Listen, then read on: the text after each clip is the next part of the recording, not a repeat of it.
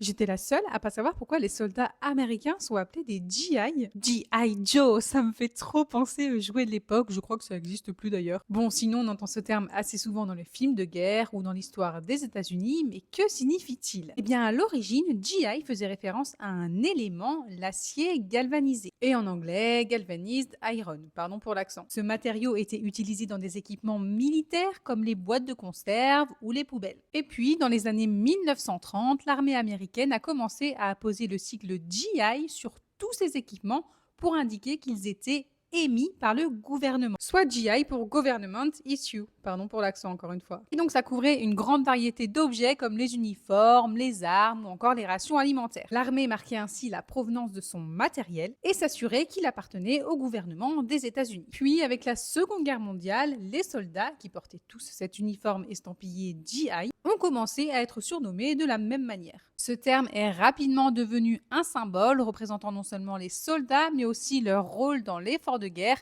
et leur lien avec le matériel standardisé de l'armée. Alors, est-ce que tu le savais?